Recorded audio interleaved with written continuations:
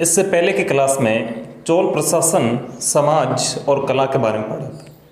तो मैं आपको सवाल डालते रहता हूँ कि हैज 1 2 3 करके मैंने सवाल डाले। आज मैं 4 करके डाल रहा हूँ। मैंने काफ़ी देखे कमेंट बॉक्स के अंदर काफ़ी आपका अच्छे जवाब आ रहे हैं। इसमें आशा करता हूँ कि आप घर पे पढ़ाई कर रहे हैं। बहुत ही अच्छा लगा मुझे। आज का हमारा जो सवाल है वो ये है कि तंजौर के अंदर भगवान शिव का जो मंदिर था, जिसका नाम था राज राजेश्वर मंदिर या उसका दूसरा नाम था वृहदेश्वर मंदिर, उसका निर्माण है वो किसने करवाया था, यानी किस चोल वंशी शासक ने करवाया था। इसका आपको आंसर आज मुझे कमेंट बॉक्स के अंदर देना है। आज हम आगे पढ़ेंगे पल्लव वंश के बारे में और चालुक्य वंश के बारे में। आज हमारा जो चैप्टर है, प्रथम अध्याय है, आज हम इससे कंप्लीट ही कर देते हैं। तो पल्लव वंश के बारे में हम सबसे पहले पढ़ेंगे कि इस वंश के जो शासक थे उन्होंने अर्काट, मद्रास और त्रिचन्नापल्ली तथा तंजौर पर राज्य है वो करते थे, यानी यहां तक इनका साम्राज्य विस्तार था। कहां कहां? अर्काट, मद्रास, त्रिचन्नापल्ली, ये जो दक्षिण भारत के साम्राज्य थे, दक्षिण भारत के जो राज्य थे, वहां तक इनका साम्राज्य विस्तार है वो था। आगे हमें जानकारी मिलती है कि शिलालेखों में, ये शिलालेख क्या होते हैं? शिलालेख आपको पता होगा कि जब आप कहीं जाते हैं, जैसे अभी आधुनिक देख लो कि आप कहीं जाते हैं और मंदिर के ऊपर एक उत्कीर्ण किया हुआ जहाँ पे लिखा है ये इनका मंदिर है, यहाँ पे जो भामाशाह है उनका नाम है वगैरह ऐसा। तो उस समय जो शिलालेख थे, जो पत्थर थे, उस पर ऐसे गोद करके उत्कीर्ण किया जाता था, उनको शिलालेख बोलते थे। तो उन शिलालेखों से हमें जानकारी मिलती है कि पहला जो पल्लव वंशी शासक है उसका उल्लेख कांची के विष्णुगुप्त का मिलता है। यानी एक शिलालेख मिला है जिसमें हमें जानकारी मिलती है कि प्रथम जो पल्लव वंशी शासक था वो कौन था? वो कांची का विष्णुगुप्त नामक एक व्यक्ति था, वो प्रथम पल्लव वंशी वो शासक था। आगे प्रमुख पल्लव शासक, यानी पल्लव वंश के बहुत सारे शासक हुए, तो इनमें प्रमुख कौन से थे? एक में महेंद्र वर्मा प्रथम, नरसिंह वर्मा प्रथम, महेंद्र वर्मा द्वितीय, परमेश्वर वर्मा इत्यादि, और भी बहुत सारे हैं, और भी परमेश्वर वर्मा द्वितीय करके है, और भी बहुत सारे हैं जो पल्लव वंशी शासक और पल्लव वंश के अंदर है उन्होंने राज्य है वो किया था। इसमें सबसे जो महान राजा हुआ पल्लव वंश के अंदर वो था महेंद्र वर्मा। महेंद्र वर्मा ने क्या किया कि ये एक महान वास्तु निर्माता था। महान वास्तु निर्माता यानी भवन निर्माण या जो स्थापत्य कला के जो शैली थी उनमें इसकी है वो बड़ी रुचि थी। और इन्होंने क्या किया कि मत विलास प्रहसन नामक एक नाटक की रचना की। किसने? महेंद्र वर्मा ने। ये इंपॉर्टेंट सवाल आपको याद रखना है कि मत विलास प्रहसन नामक नाटक किसने लिखा था? पल्लव वंशी शासक महेंद्र वर्मा प्रथम ने लिखा था। महेंद्र वर्मा प्रथम ने है वो इस नाटक की रचना है वो की थी। और महेंद्र वर्मा ने क्या किया? तो उन्होंने महेंद्र नामक तालाब खुदवाया। महेंद्र नामक एक तालाब खुदवाया था। जैसे कि आप देख सकते हैं कि उदयपुर के अंदर बहुत सारी झीलें हैं, तो जैसे उदय सागर झील है, तो ये किसके नाम पर? उदय सिंह के नाम पर। इसी प्रकार उन्होंने खुद के नाम पर एक तालाब खुदवाया था जिसका नाम था महेंद्र तालाब। आगे पल्लव वंश के अंदर 610 ईस्वी के अंदर चालुक्य राजा पुलकेशिन द्वितीय को है वो पराजित किया। यानी महेंद्र वर्मा बहुत ही शक्तिशाली भी था और इन्होंने क्या किया कि एक चालुक्य राजा था पुलकेशिन द्वितीय, वो बहुत ही शक्तिशाली था, उसका साम्राज्य विस्तार इनसे भी अधिक था। लेकिन इस महेंद्र वर्मा ने अपने शक्तिशाली और अपने कूटनीतिक की योजनाओं से क्या किया? पुलकेशिन द्वितीय को भी पराजित है वो कर दिया लगभग 610 ईस्वी में। प्रारंभिक पल्लव राजाओं में जो प्रारंभिक पल्लव राजा थे, शासक हुए शुरुआत के अंदर, उन्होंने क्या किया कि उन्होंने महाबलीपुरम या फिर महाबलीपुरम, देखो नाम एक ही है, इनको अलग अलग पढ़ा गया है, महाबलपुरम या महाबलीपुरम नगर की है वो स्थापना की। ये इंपॉर्टेंट सवाल है, कई बार एग्जाम में पूछा गया है। महाबलमपुरम या महाबलीपुरम नगर की स्थापना किसने की थी? पल्लव वंशी शासकों ने की थी। और वहां पे इन्होंने क्या किया? वहां पे 5 मंदिरों का निर्माण करवाया। 5 मंदिर जो रथ वाले होते हैं, 5 मंदिर अलग अलग एक ही प्रकार के, एक ही मतलब भाग में जुड़े हुए, जैसे 5 रथ के ऊपर, इस प्रकार से उन्होंने निर्माण किया, 5 मंदिरों का निर्माण करवाया। पल्लव राजा है वो कुछ है वो विष्णु के उपासक थे और कुछ है वो भगवान शिव के भी उपासक थे। तो ये हमने पल्लव वंश के है वो बारे में पढ़ा। अब हम पढ़ेंगे चालुक्य वंश के बारे में कि चालुक्य वंशी जो शासक थे वो कैसे थे।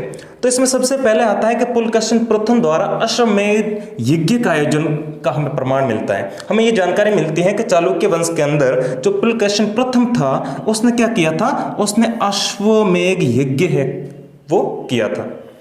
चौथा जो पुलकेशिन द्वितीय था देखो पुलकेशन प्रथम, उसके बाद द्वितीय, तृतीय, चतुर्थ, इस प्रकार है वो राजा हुए। तो इसमें जो चौथा पुलकेशन द्वितीय था उसने वो ज्यादा शक्तिशाली, प्रख्यात और प्रसिद्ध रहा इस चालुक्य वंश के अंदर। उसने जो उसका साम्राज्य विस्तार था वो नर्मदा से लेकर के दक्षिण में जो कावेरी नदी तक है उसका है वो राज्य विस्तार था, नर्मदा से लेकर दक्षिण में कावेरी नदी तक। विक्रमादित्य द्वितीय के बारे में जानकारी मिलती है कि उसने 973 ईस्वी के अंदर राष्ट्रकूट नरेश को परास्त करके कल्याणी को अपनी राजधानी बनाया। किसने? विक्रमादित्य द्वितीय ने। उसने 973 ईस्वी के अंदर जो राष्ट्रकूट शासक था उसको हरा करके, और जो कल्याणी है जो उस समय बहुत ही शक्तिशाली एक राजधानी थी, राजधानी वहाँ पे समृद्धशाली थी, तो उस कल्याणी को अपनी है वो राजधानी इन्होंने बनाया। आगे में जानकारी मिलती है कि एक विक्रमादित्य ये जो विक्रमादित्य है इनसे अलग था, दूसरा विक्रमादित्य था, उसने क्या किया, विक्रमांक देवचरित ग्रंथ विल्हण द्वारा, यानी इस विक्रमादित्य ने एक अन्य राजा थे उनको हरा करके और वहां के जो शासक था विल्हण, उनको है वो अपने दरबार में लेकर के आ गया, और उसने है वो विक्रमादित्य के बारे में विक्रमांक देवचरित नामक ग्रंथ की है वो रचना की। ये 7वां नरेश था विक्रमादित्य। ये जो ऊपर हमने पढ़ा है वो है विक्रमादित्य द्वितीय, और ये जो विक्रमादित्य है वो 7वां नरेश था विक्रमादित्य। इसको विक्रमांक, ये स्वयं को विक्रमांक के नाम से भी है वो जाना जाता था। और इसने क्या किया कि इसने विल्हण नामक जो कवि था उसको अपने दरबार में ले आया, और उस विल्हण नामक कवि ने विक्रमांक देवचरित नामक ग्रंथ की है वो रचना की थी। और चालुक्य वंशी शासकों ने बौद्ध व जैन धर्म को प्रश्रय दिया, यानी इनको भी आश्रय दिया, इनको भी अपने जगह दी अपने राज्य में। आगे में जानकारी मिलती है कि याज्ञवल्क्य की स्मृति की जो मिताक्षरा है, जिस प्रकार की हिंदू कानून की एक सबसे पहले हम जानकारी प्राप्त करते हैं कि मनुस्मृति, जिसके अंदर हमें हिंदू कानून के बारे में जानकारी मिलती है, उसी प्रकार जो द्वितीय हिंदू कानून के बारे में जो जानकारी मिलती है वो है मिताक्षरा, जिसके लेखक थे याज्ञवल्क्य। लेकिन उसको बाद में जो लिखा था वो थे विज्ञानेश्वर, बड़े विधिवेता थे विज्ञानेश्वर, इन्होंने है वो लिखा था। और ये विज्ञानेश्वर कहाँ रहते थे? ये चालुक्यों की जो राजधानी थी कल्याणी, वहां पे है वो निवास करते थे। ये इंपॉर्टेंट है मिताक्षरा, जिसके लेखक थे विज्ञानेश्वर। और मिताक्षरा को हिंदू कानून का एक आधिकारिक ग्रंथ माना जाता है। जब भी हिंदू कानून के बारे में जानकारी हमें प्राप्त करनी हो तो उसके लिए सबसे पहले जो हाथ लगाते हैं, हम सबसे पहले जो हम देखते हैं जानकारी, वो हम मिताक्षरा नामक ग्रंथ से वो जानकारी है वो प्राप्त करते हैं। जिस प्रकार आज किसी भी जानकारी हमें प्राप्त करनी है किसी भी कानून के बारे में तो हम संविधान की मदद लेते हैं, इसी प्रकार हमें हिंदू कानून की यदि जानकारी चाहिए तो हमें मिताक्षर ग्रंथ को है वो पढ़ना पड़ेगा। तो ये हमने पढ़ा पल्लव वंश और चालुक्य वंश के बारे में।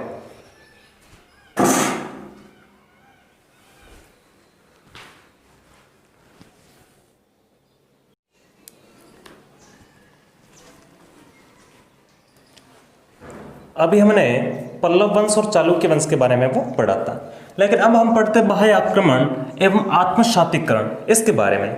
बाह्य आक्रमण के बारे में तो आप समझ के होंगे कि बाहरी आक्रमण, बाह्य आक्रमण का मतलब होता है बाहरी आक्रमण, यानी किस किसने है वो भारत पर बाहर से आक्रमण किया।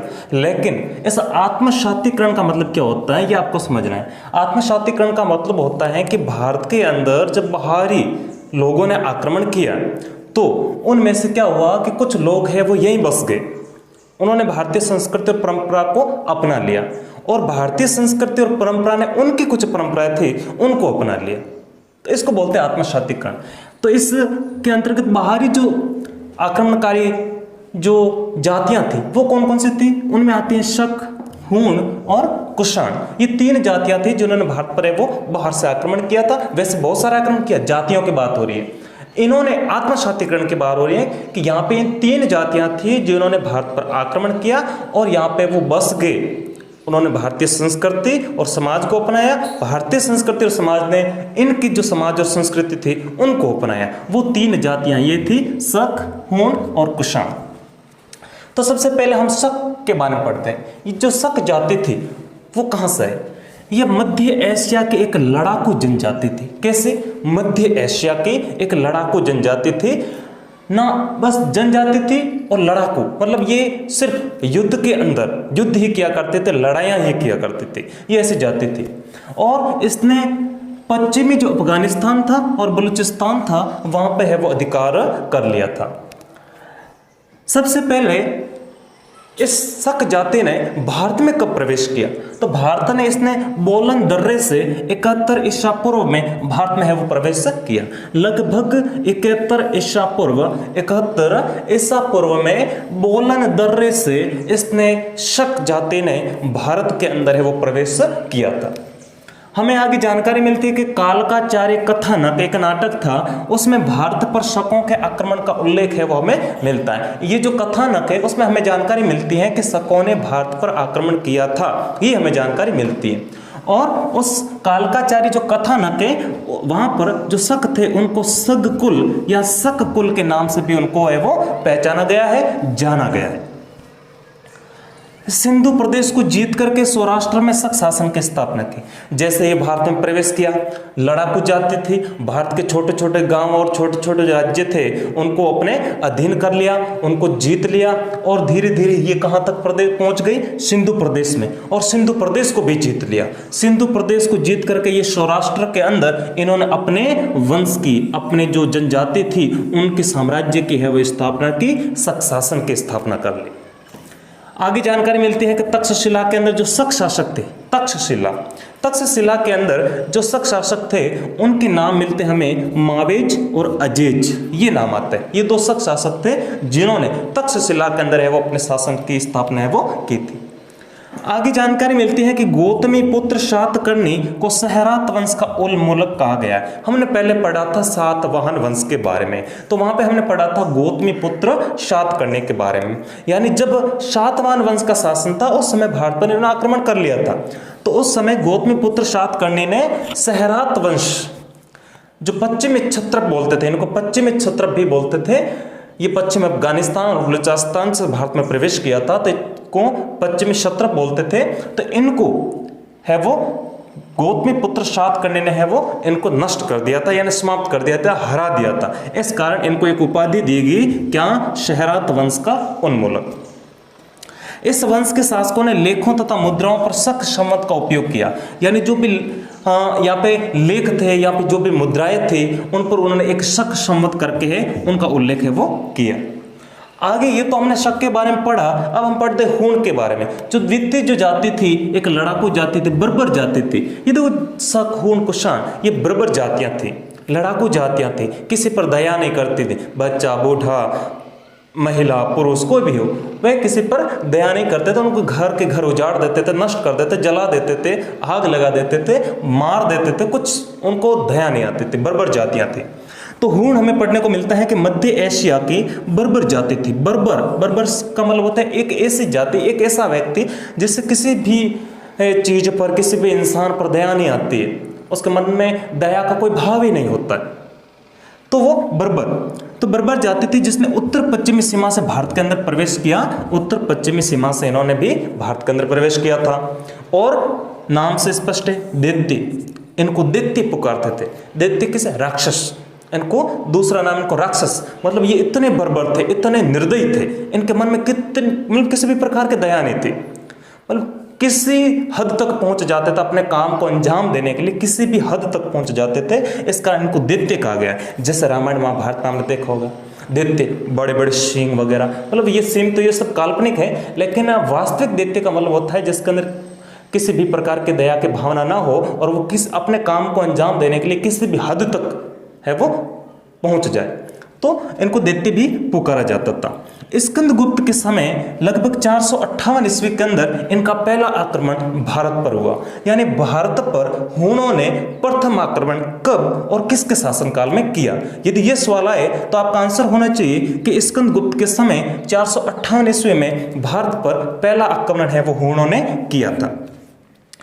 हूणों के अंदर एक व्यक्ति, एक शासक हुआ था तोरमान। ये बड़ा ही प्रसिद्ध था और शक्तिशाली था। इसने क्या किया? तोरमान नामक शासक ने गुप्त साम्राज्य की नींव डाली थी। श्रीगुप्त ने, आपको पता होगा। तो जो तोरमान नामक शासक था उसने गुप्त साम्राज्य को नष्ट कर दिया और एक पदवी धारण की। उस पदवी का नाम था महाराजा धीराज। ये जो पदवी थी इसको धारण किया तोरमान नामक जो शासक था उसने। तोरमान का जो पुत्र था उसका नाम था महिरकुल। ये इससे भी निर्दयी था, महिरकुल। और इसने अपनी राजधानी बनाई सियालकोट को। इसने क्या किया, इसको घृणा थी, नफरत थी, किससे, बौद्ध भिक्षुओं से। जो बौद्ध धर्म था, बौद्ध धर्म के अंदर जो आचार्य होते हैं उनको बौद्ध भिक्षु कहते हैं, जो घर घर जाकर के अपने आजीविका के लिए, जीवन के लिए भिक्षा मांगते थे और बौद्ध धर्म से जुड़े जो भी उनके पूजा पाठ नित्य कर्म होते थे वो करते थे। तो बौद्ध भिक्षु थे, उनसे इनको सख्त नफरत थी, किसको, महिर कुल को। तो इसने क्या किया, इसने जो बौद्ध भिक्षुओं के, जो बौद्ध धर्म के जो मठ थे, जो स्तूप थे, उनको क्या कर दिया, नष्ट कर दिया, समाप्त कर दिया, विध्वंस कर दिया उनका। आगे में जानकारी मिलती है कि हुनों के आक्रमण के कारण गुप्त साम्राज्य नष्ट हो गया। हुनों ने इस प्रकार आक्रमण किया कि गुप्त साम्राज्य था वो नष्ट भ्रष्ट हो गया। यानी उन्होंने गुप्त साम्राज्य का अंतिम जो शासक था, हमें जानकारी मिलती है शक्तिशाली शासक, अंतिम शक्तिशाली शासक था वो था स्कंदगुप्त। स्कंदगुप्त ने हुनों को है वो पराजित किया था, कई बार पराजित किया। लेकिन स्कंदगुप्त की बाद में जो शासक हुए गुप्त वंश के अंदर, उनमें इतनी योग्यता, इतनी ताकत नहीं थी कि वह इनका मुकाबला कर सके। और इस प्रकार अंत में मीर कुल और तोरमान ने क्या किया, गुप्त साम्राज्य को है वो नष्ट कर दिया। और जब गुप्त साम्राज्य नष्ट हो गया तो भारत की एकता समाप्त होगी। और जब भारत की एकता समाप्त होगी तो भारत पुनः छोटे छोटे टुकड़ों के अंदर बंट गया। यानी सब जो पहले एक छत्र साम्राज्य के अधीन थे वो सब स्वयं को, मतलब एक एक जगह का राजा है वो घोषित कर बैठे कि मैं इस गांव का राजा, मैं इस राज्य का राजा, मैं इस प्रकार है वो स्वयं को राजा घोषित कर बैठे और भारत पुनः छोटे छोटे टुकड़ों में बंट गया। जो चंद्रगुप्त मौर्य के समय, अशोक के समय और गुप्त साम्राज्य के अंदर भारत की जो एकता और अखंडता कायम थी वो यहां आकर के है वो टूट करके बिखर गई।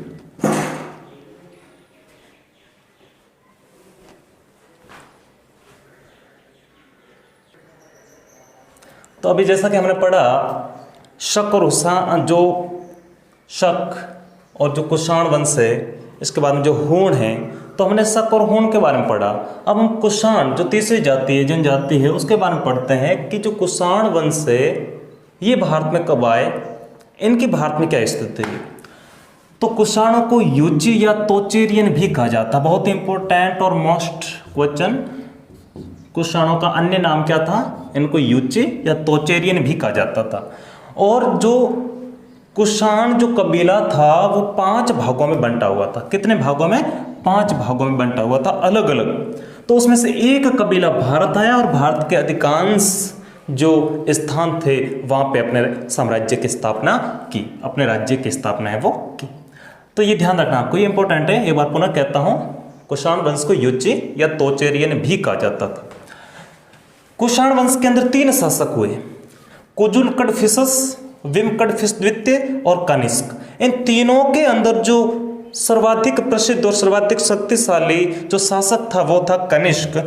कनिष्क के पहले जो हुए उसमें से एक था कुजुलकड़फिसस। इसके बारे में पढ़ते हैं। कुजुलकड़फिसस जो प्रथम था, इसने जो राजा बना था वो 15 ईस्वी में से लेकर के 65 ईस्वी तक ये शासन किया इसने। ये अपनी जाति के गौरव का संस्थापक था। इसने क्या किया, अपनी जाति का गौरव बढ़ाया। यानी एक ऐसा कार्य इन्होंने किया जिससे इनकी जो कुषाण जाति थी उनका गौरव बढ़ गया। ये कार्य किसने किया, कुजुलकड़फिसस द्वितीय ने। और इसने क्या किया, वैदिक धर्म को अपनाया। जैसा कि मैंने आपको पहले बताया कि बाह्य आक्रमण और आत्मशातीकरण ये था ना, तो बाह्य आक्रमण इन्होंने बाहरी आक्रमण किया। आत्मशातीकरण का मतलब होता है भारत की कौन सी जो समाज और हमारी जो संस्कृति है उनमें से कौन सी चीज को इन्होंने अपनाया।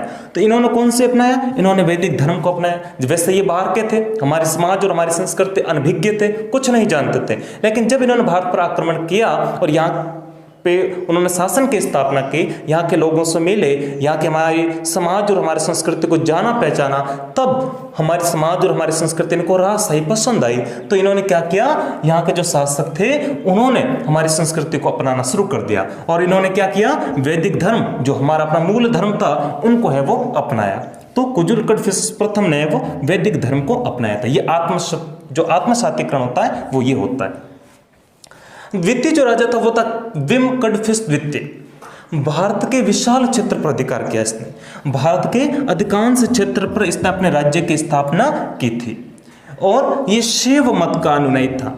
यानी इसने भारत में आकर क्या अपनाया, इसने ये भगवान शिव का उपासक बन गया। जो शैव मत था, जो शैव धर्म था भगवान शिव से संबंधित, उसको अपनाया। इसके बारे में जानकारी मिलती है कि इसकी कुछ मुद्राएं, इन्होंने कुछ मुद्राएं भी जारी की। तो उन मुद्राओं पर हमें त्रिभुज, त्रिशूलधारी नंदी भगवान शिव की आकृति व अंकित मिलती है, यानी इनकी कुछ मुद्राएं थी। वहाँ पे भगवान शिव के जो नंदी है, भगवान शिव है, त्रिशूल है, त्रिभुज है, नंदी का मतलब होता बेल, वो तो ये नंदी है, उनकी आकृति है वो उस मुद्राओं पर अंकित हमें मिलती। तो हमें ज्ञात हो जाता कि हाँ तो ये तो सब किसके संकेत है, ये भगवान शिव के संकेत है, तो जरूर ये भगवान शिव के उपासक रहे होंगे। और सबसे इंपॉर्टेंट इनके बारे में जानकारी और सबसे महत्वपूर्ण सवाल है कि भारत के अंदर पहली बार अपने नाम के, स्वयं के नाम के सोने के सिक्के हैं वो इसने चलाए थे। ये इंपॉर्टेंट है, कई बार सवाल आ चुका है कि भारत में पहली बार अपने नाम के सोने के सिक्के किस कुषाण शासक ने चलाए थे। तो आपको इसमें आपका आंसर होगा विम कडफिस द्वितीय, ये याद रखना है। अब इसके बाद में पढ़ते सबसे महत्वपूर्ण शासक के बारे में। सबसे महत्वपूर्ण कुषाण वंशी शासक था कनिष्क। कनिष्क एक प्रसिद्ध कुषाण शासक था। इसके समय में कश्मीर के कुंडल वन में आचार्य पार्श्व की अध्यक्षता में चतुर्थ बौद्ध संगीति संपन्न हुई। आपको बता दूं 4 बौद्ध संगति हुई थी। बौद्ध संगति क्या होती है? बौद्ध संगति का मतलब वैसे आपको एक आसान भाषा में तो एक बैठक, जागरण, बड़ी जागरण, तो जिसके अंदर क्या होता था, जिसके अंदर बौद्ध धर्म के बारे में चर्चाएं होती थी। वहां पे बड़े बड़े विद्वान आते थे, वो एक दूसरे को तर्क करते थे, उनका तर्क वितर्क करते थे। बौद्ध धर्म के अंदर कहाँ पे कमी है, कहाँ पे क्या करना है, क्या जोड़ना है, क्या घटाना है, सब कुछ वो वहां पे करते थे। तो ये थी बौद्ध संगति। तो जो चौथी बौद्ध संगति हुई थी, 3 इससे पहले हुई, चौथी जो बौद्ध संगति हुई थी वो कनिष्क के शासन काल के अंदर कश्मीर के कुंडल वन में आचार्य पार्श्व है, उन्होंने इसकी अध्यक्षता की थी और इनकी अध्यक्षता के अंदर चतुर्थ बौद्ध संगीति का आयोजन हुआ था। आगे में जानकारी मिलती है कि कनिष्क की 2 राजधानियां थी, एक नहीं 2 राजधानियां थी। इनकी जो प्रथम राजधानी थी उसका नाम था पेशावर, जिसको पुरुषपुर भी कहा गया है, और जो द्वितीय राजधानी थी वो थी मथुरा। उसके बाद में इंपॉर्टेंट सवाल आता है कि 78 ईसा पूर्व के अंदर इन्होंने एक नया संवत चलाया जिसका नाम रखा शक संवत। ये याद रखना, इन्होंने एक नया संवत चलाया, किसने? कनिष्क ने, जिसका क्या नाम रखा? शक संवत, 78 ईसा पूर्व। और इन्होंने कश्मीर को जीत करके वहां पे कनिष्कपुर नामक एक नगर को बसाया। इन्होंने कश्मीर तक को जीत लिया था। देखो कश्मीर को जीतना इतना आसान नहीं था, कुछ ही ऐसे शासक हुए थे जिन्होंने कश्मीर को जीता था। चंद्रगुप्त मौर्य, उसके बाद में अशोक, इन्होंने जीता था। उसके बाद में यहाँ पे हमें जानकारी मिली कनिष्क ने जीता, तो कश्मीर को भी जीत लिया और वहां पे एक नगर की स्थापना की अपने ही नाम पर, उसका नाम रखा कनिष्कपुर। आगे जानकारी मिलती है कि पार्श्व, वसुमित्र और अश्वघोष ये क्या थे? ये बौद्ध धर्म के महान विचारक और विद्वान थे। ये इसके दरबार में थे। किसके? कनिष्क के। बौद्ध धर्म के महान विचारक और विद्वान थे पार्श्व, वसुमित्र, अश्वघोष और नागार्जुन, जो कि एक महान गणितज्ञ था, गणित से संबंधित इनको जानकारी थी, गणित का महान विधिवेत्ता। तो ये नागार्जुन एक गणितज्ञ था, वो भी कनिष्क के दरबार में था। और चरक, अब नाम पढ़ा होगा, सुना होगा, चरक सुश्रुत। तो इसमें जो चरक था ना, ये चरक एक चिकित्सक था जिसके बारे में जानकारी मिलती है। और बहुत सारे आज से हजारों साल पहले चिकित्सा के बारे में महत्वपूर्ण जानकारी हासिल कर ली थी इन्होंने। कहीं जो बॉडी के अंदर जिस प्रकार से आज के वर्तमान में ऑपरेशन होते हैं, वर्तमान में जो चिकित्सा प्रणाली के अंदर जो भी औजार होते हैं, वो इन्होंने पहले से खोज निकाले थे, आज से हजारों साल पहले। तो ये चरक एक चिकित्सक था। ये सब इनके दरबारी थे। किसके? कनिष्क के। पार्श्व, अश्वमित्र, अश्वघोष विद्वान, नागार्जुन गणितज्ञ और चरक है वो चिकित्सक था। उसके बाद में जानकारी मिलती है कि बौद्ध धर्म के अंदर 2 शाखाएं थी। एक था हीनयान, जैसा कि मैं आपको पहले बता चुका हूं, एक हीनयान और दूसरा था महायान। हीनयान और महायान। तो इसमें जो दूसरी में जानकारी, महायान जो बौद्ध धर्म की द्वितीय शाखा है, महायान, इसका जो जन्म हुआ वो कनिष्क के शासन काल में ही हुआ था। महायान शाखा का अभ्युदय, यानी अभ्युदय मतलब उदय होना, जन्म होना, ये किसके शासन काल में? कनिष्क के शासन काल में हुआ था। अब ये नीचे आपके लिखा हुआ आत्मशातिकरण। आत्मशातिकरण मैं आपको पहले भी बता चुका हूं। आत्मशातिकरण ये क्या है? बहुत ही सिंपल है। आत्मशातिकरण का मतलब होता है बाहर से आने वाली जनजातियां या बाहर से जो भी विदेशी भारत में आए और भारत की सभ्यता और संस्कृति से वो इंप्रेस हो गए, यानी भारत की जो सभ्यता और संस्कृति थी वो उनको पसंद आ गई, रास आ गई। तो उन्होंने क्या किया, यहाँ के जो गुण थे, भारतीय संस्कृति परंपरा के जो गुण थे उनको अपना लिया। जैसा कि आप देख सकते हैं, कुजुल कटफिशर ने वैदिक धर्म को अपनाया, विम कटफिशर द्वितीय ने शैव धर्म को अपनाया, इन्होंने बौद्ध धर्म को अपनाया। तो ये क्या था, ये आत्मसातीकरण था। बाहर के लोगों को पता नहीं था कि हमारी समाज और संस्कृति कैसी है, लेकिन जब वो भारत में आए और यहाँ पे आकर के उन्होंने यहाँ के संस्कृति और सभ्यता को जाना, पहचाना, यहाँ पे बसे, यहाँ के लोगों से बात की, उनके बीच में रहे, तब उनको हमारी संस्कृति पसंद आई और उनके हमारी संस्कृति के कुछ गुणों को इन्होंने अपनाया। उसको बोलते हैं आत्मसातीकरण। तो ये था आपका प्रथम अध्याय। इस प्रकार प्रथम अध्याय के अंदर क्या क्या हमने पढ़ा, और इसके बारे में आपको एक बार और बता दूं कि प्रथम अध्याय के अंदर इसके पीछे का जो प्रश्नोत्तर है वो आपको सभी अति लघु उत्तरात्मक, जो लघु उत्तरात्मक है, निबंधात्मक, वो सभी सवालों का आपको हल करना है।